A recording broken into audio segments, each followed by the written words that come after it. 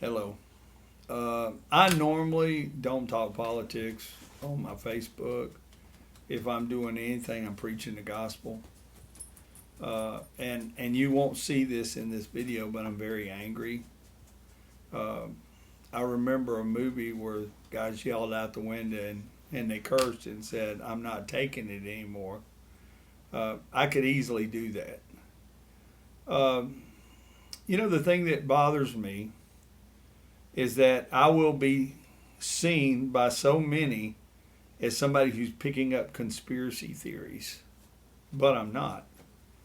I just heard from my wife about one of the affidavits in the Georgia recount in the election, a poll watcher, a very significant person who's in charge of an organization who's not a Republican but wants honest elections in Georgia and has a group that sees to it.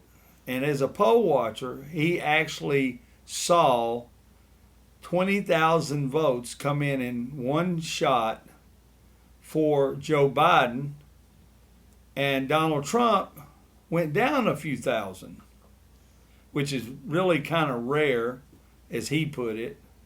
And there's so many irregularities that you can see that happen in Fulton County, Georgia. Now they're doing a hand count there.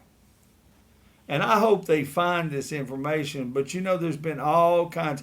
My sister-in-law was a poll worker and not in Fulton County.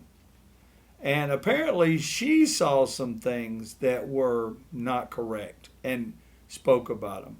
But they have hundreds of affidavits all over the country. And an affidavit, you fill them out, you swear to them, go to a notarized notary public. You can actually be charged if you file a false claim on purpose. It's legal, okay? And these people are coming forward. And what really bothers me, if you see this American flag behind me, I'm going to pause just a second and go back. I want you to know that I first started voting and moving in politics was Jimmy Carter. I actually campaigned for Jimmy Carter.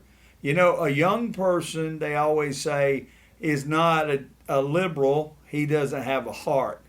If an old person's a liberal, he ain't got a brain. Well, I had a heart when I was young, and I thought that they were going to do good.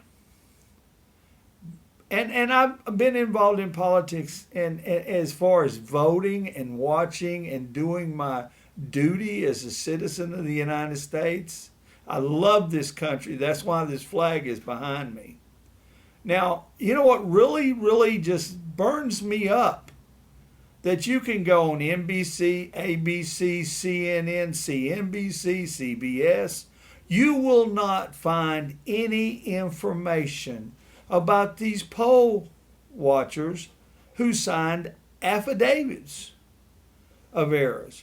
They played down the errors from the software, and that same company had problems in other places that they used their software. They had problems in Michigan. Texas wouldn't even buy the software because it had problems. Now, if it was just a little problem here and there, but it seems to be all across the country. But you know what bothers me the most, even though I know for certain, because I live in Tennessee, my wife's from Georgia. Nobody in Georgia, other than the people that wanted to make it so in Fulton County, believed that that Donald Trump lost in Georgia. We ran into a lady from Arizona today. You know what she said? There's no way Arizona went blue.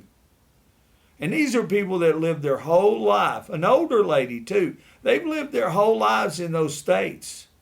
So the people in those states that's been there their whole lives, and yes, most of them are conservative, but they know what goes on in that state. And the problem is it never shows up in the press. Now, you know what does show up? All the negative pump that it's ridiculous and it's all Trump because he won't quit. They want him to quit so bad, they're pushing that agenda because unless he quits, they can't possibly keep going with what's going on. And if he was to quit all of a sudden, it'd be covered up. It'd be like a pile of dog doo being covered up. It's all good. He's quit. But no, what they want to do is push him to something. Now, what really bothers me as an American is how our press is covering it up. Because this country was founded. I'm not a journalist. My wife is. She went to school for it. She did it. She was an editor, a reporter. She ran a newspaper. You know, what bothers me is I want to believe the people that give us the press. But, you know, they're not looking at both sides of the story. And the tech giants are blocking everything. They were doing it before the election. Imagine any organization or any news organization calling the President of the United States to his face a liar. Never would have happened in my lifetime. Even when you knew they were lying. You know, everybody knew Bill Clinton was lying when he said he didn't have sex with that woman. And when he got caught, he admitted he was lying. But everybody knew he was lying. You know, never, ever the whole time did anybody ever call him a liar. Never. On the press corps? Never. That was unthinkable. There's been many times that we knew. You know, there was jokes about Nixon. If you want to know how we are, you know, Tricky Nick. They didn't do that to Nixon. They might talk about it on the side. They might imply it in their articles. But, you know, never before has that happened. But now it's happened. It doesn't matter. Donald Trump was not my first choice. He was not. I voted for Rand Paul. Ron Paul. Ron Paul, sorry. No, I voted for Rand Paul. Ron, his dad was originally who I wanted the last election. But in this first election, in the primary, I voted for Rand Paul. The thing is that when you look at it, Donald Trump says all kinds of things that bothers us. But he's been a good president. Now, he got 3 Nobel Peace Prize nominations. It never was in the press hardly at all. That's unbelievable. It doesn't matter who you were. They would have put Nixon in there all over the press if he'd have got that. He made peace deals with four nations to make peace deals with Israel. It never was in the press except to say that there was something wrong with his son-in-law and they tried to find something wrong with it.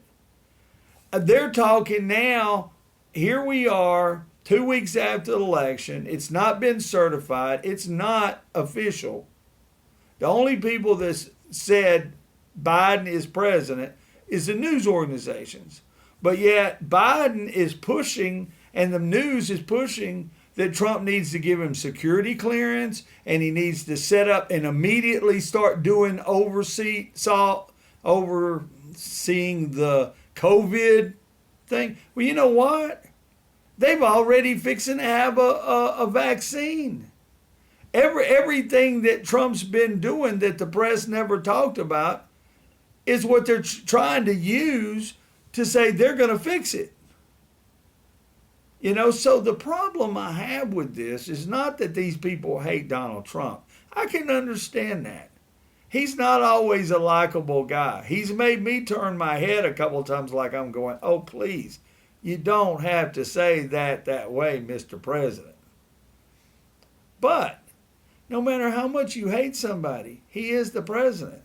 You know, the whole time Obama was in, and my wife will back me up on this, even though she never would admit he was her president.